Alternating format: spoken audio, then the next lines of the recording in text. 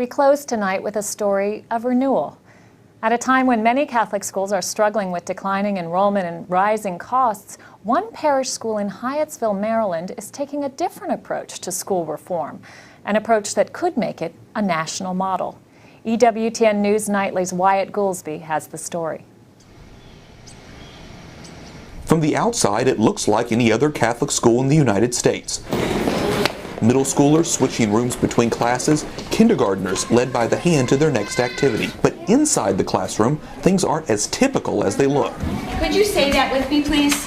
Theseus and the Minotaur. That's right, Theseus and the Minotaur. These first graders are writing the names, coloring the pictures, and explaining the story behind the classic Greek myth. Eaten by the Minotaur. Welcome to SJVAewtn Academy in Hyattsville, Maryland. It's one of the first Catholic schools in the nation to develop and implement its own classical curriculum, and one of the only places you'll find first graders pointing out islands in the Ionian Sea. It's land that's all surrounded by water. Thank you, Claudia.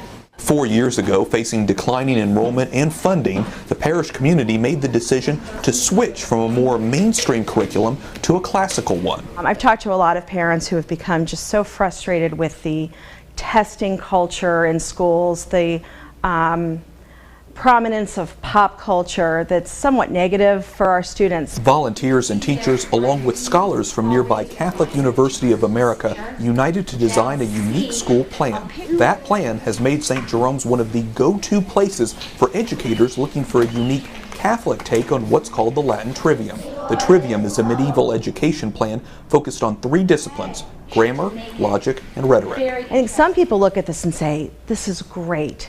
This is helping our children to learn what is good, beautiful, and true. Nowadays, these students are getting back to the basics. Old school basics. Vis peccatoribus nunc et in hora mortis nostrae. Amen. Yes, you heard correctly. Students at an early age are learning Latin. So we had enrolled them in kindergarten, and we went to the orientation, and the teacher said, well, we're going to be studying Latin. And I looked at my husband and said, yeah, right. We'll see how that happens.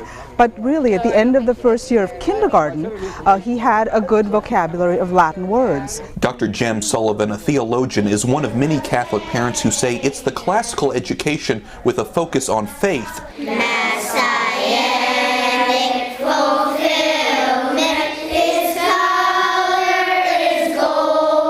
and salvation history that's prompted her and her husband Scott to choose the school for her son Benedict. Just the moral development, the moral thinking of right and wrong, understanding the questions of truth and society and how a society was built on certain ideals. Those are things that he's learning in 2nd grade that I think is just wonderful. And it's been attracting a lot of the younger families, and it's been good for the school. Father James Stagg, pastor at St. Jerome's, says that since the school and parish adopted the new curriculum, they fielded phone calls from principals and superintendents across America who want to learn more about their program. Is that coming together? Many educators say it's not just historical facts or Latin vocabulary that makes the curriculum successful. History teacher Amy Clayton says the school's emphasis on developing critical thinking skills has created a more vibrant classroom. Our goal is for the children to read well, write well, speak well, and think well. That's the essence. We want them to reach the higher goods, wisdom and virtue. And that's the bottom line here at St. Jerome, cultivating wisdom and virtue. There's no doubt that nationwide challenges like skyrocketing cost of education are still impacting this growing community. But Father Stack says that St. Jerome's focus on those central values and reliance on the grace of God keep them moving forward. And I try to focus more on what we're doing on the positive side.